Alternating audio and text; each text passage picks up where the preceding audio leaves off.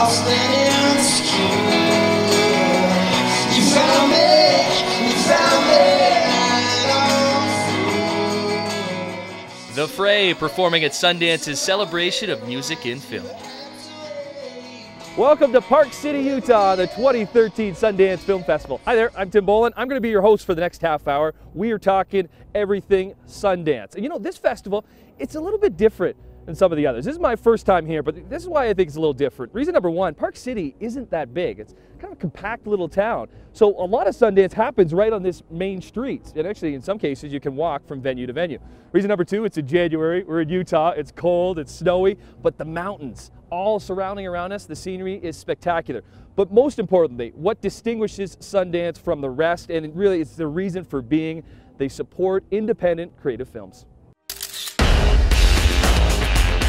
Sundance has always supported diversity in their films. This year is no different. There are films from 32 countries. Of the 119 films premiering here, 51 are by first-time directors, and half of the films are directed by women. It's still difficult for female directors to break through in the Hollywood studio system, but the indie world is progressive and innovative, and what with the new technology where you're making, you can sort of be more of a scrappy operation and shoot a film on digital. Women don't need to be approved to be directors as much, so they can say, I believe in myself, I've got something to say, I'm going to get a bunch of people together, and I don't need to go ask a bank for $20 million. One thing Sundance is known for is not shying away from certain subject matter. 2013 was no different. It's about marriage, even though it's about a woman who becomes a prostitute for women. This is her acting out, or her expression of a need that has been so suppressed within the marriage that she takes it to this extreme. But it's a lens through which you can look at that relationship and see the essential thing that's missing in it, and see what happens. I think it's hard to talk about getting very deep, but you know, what happens in a lot of marriages when one partner has a significantly higher libido than the other, or has a much greater need than the other for sexual intimacy, and it's just died out of the relationship, and then but you love each other, and you love your children, you love your life. What do you do? In The Lifeguard, Kristen Bell plays a 32-year-old woman who has an affair with a teenager. My character Lee is sort of caught in that undertow of just really not wanting to grow up, and doesn't even realize this horrible train she's taking everybody down with her because she's acting like a child. Canadian actors well represented here in Park City. Ellen Page, she was in town to support 2 films. Similar situation for Brampton's Michael Cera, and actually one of his films, Crystal Fairy, got this whole festival started. Just tell me. Crystal Fairy is the story of a shallow American who trips out while leading some friends on a search for a hallucinogenic cactus in northern Chile.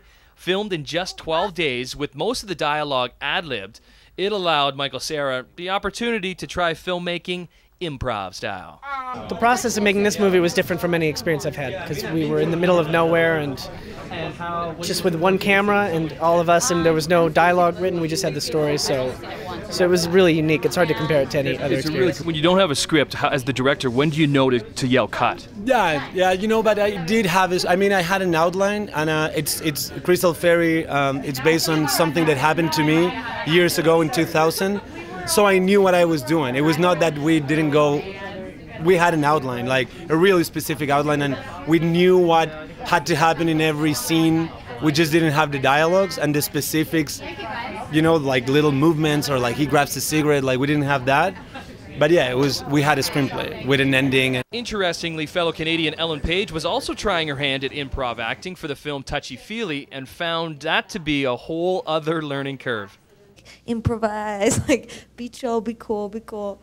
And while doing it, realize, like in the first couple of takes, like, oh, I can't like improvise as Ellen. Like I still have to remember that I'm playing a character. You have to be so conscious of what you're playing in the context of the story and your relationships with everyone surrounding you, and then on top of that, have this sort of like sincere truth just like pop out of you. And it's that kind of focus which endeared her to director Lynn Shelton. I love Ellen's work. She's so grounded and so authentic, and so such a charming presence on screen. Just immediately, you just sort of fall in love with her. Canadian directors were also making a huge impression in Park City. BC's Jason De Silva chronicled his battle with multiple sclerosis from the onset of symptoms in 2006 to today. The film follows me going from a cane to a walker to a wheelchair. Every little bit of that was a surprise. But then also the kind of the behind the scenes and living my life as just a person. I fell in love. I got married, so I'm about to have a kid. And that's why he says this story is an uplifting one. Fate has challenges, but it also has real successes. As a budding filmmaker, he never thought that he would be the main character in one of his own or anyone else's films, and he struggled with the idea of sharing his worst moments with the world. At the beginning, I would take them out, and then other people would be like, let that go on a little longer. Like, one scene is, let me see you on the ground. Let me see you falling on the ground. And so things like that. I wanted to take a lot of it out, but other people would advise me no. In The Dirties, Toronto's Matt Johnson and Owen Williams wanted to show a realistic view of high school bullying. These kids try to figure out what to do, right, to deal with the bullying, but all the solutions that a parent or a teacher, like me, what the solutions I would give a kid every day, like, oh man, you gotta talk to an adult and stand up for yourself, and don't worry about those guys, you know, you'll grow out of it. You'll grow, yeah, when you're older, you'll laugh at all of this. And that's meaningless to somebody who every day, really, this is the number one thing that they're fearing when they go to sleep and when they wake up again, and it's consuming them. Bullying actually is just hundreds of instances of very, very small alienating moments. That's what bullying is. Meanwhile, the Canadian directing producing team of Jason Eisner and Rob Cotterill were out to scare you with their episode in S-VHS. It's a film about private investigators who look for clues about the disappearance of a missing student on VHS tapes they find. The Nova Scotian Eisner found inspiration in a local tale.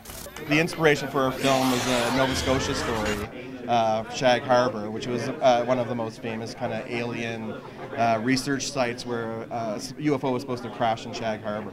And that was kind of because our aliens are living in a lake. So, you know, that there is a Canadian connection as far as that goes.